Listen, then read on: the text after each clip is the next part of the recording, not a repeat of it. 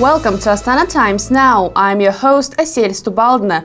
In this broadcast, we'll look at the increased social support being provided to Kazakh citizens, plans to boost foreign trade, and the new environmental code, among other stories. Let's get started.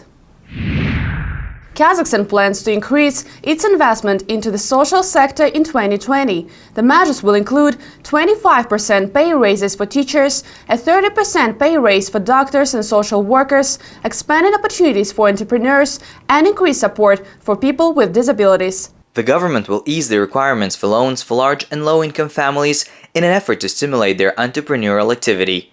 690,000 people with disabilities in Kazakhstan will also receive additional support. The recent ministerial inspection of 95 companies employing more than 30 foreign workers revealed more than 1,000 violations.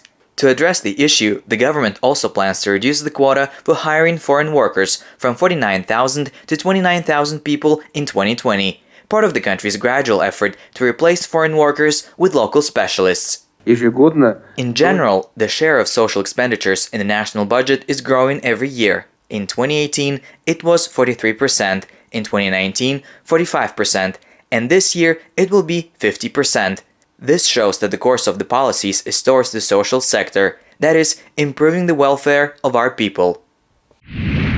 Kazakh Trade and Integration Minister Bahit Sultanov says his ministry is ready to ensure greater access to foreign markets and support local manufacturers willing to export. The ministry has identified China, the United Arab Emirates, Turkey, Iran, and Germany as priority export countries. It also identified 167 food and 67 industrial export products. For each priority country, the ministry has prepared technical regulation, standardization, and compliance documents. The state will also reimburse trademark registration costs and some transportation costs for manufacturers.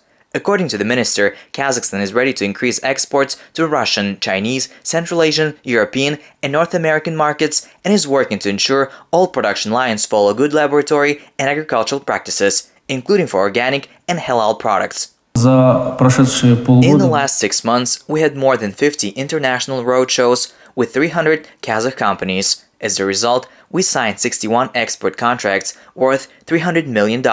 In 2018, we exported $22.9 billion worth in manufactured goods and services. Our strategic plan is to increase exports to $41 billion by 2025. With broadband internet becoming more widely available and technology costs going down, the Internet of Things is becoming a global trend. At Kazakhstan's recent third Internet of Things Forum, the impact of this trend on daily life was discussed and the country shared its digitization experiences.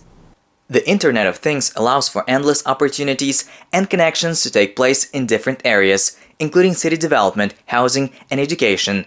Kazakhstan's main telecom operator, Kazakh Telecom, organized the forum, which featured a series of panel sessions. The participants explored digitization of public services, the use of the Internet of Things in industries, automation in housing and communal services, as well as financial technologies. During the forum, Kazakh Telecom also briefed the gathering on its recent launch of the 5G network in the Kazakh capital. This forum is held for the third year in a row, and 3 years is allowed for the development of technologies. The business landscape has changed significantly.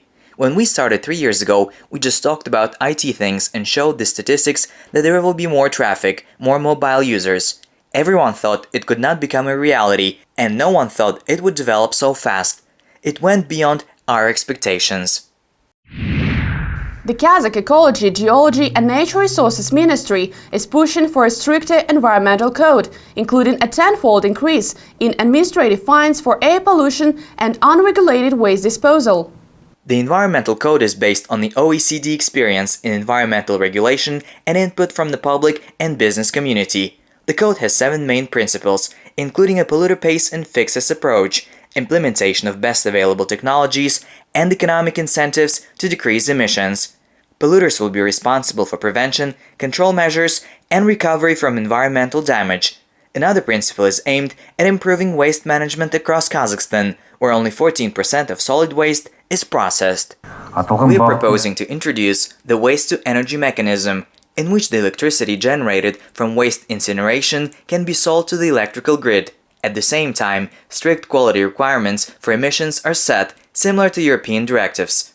This mechanism will reduce waste by 30% by 2025 and attract private investment.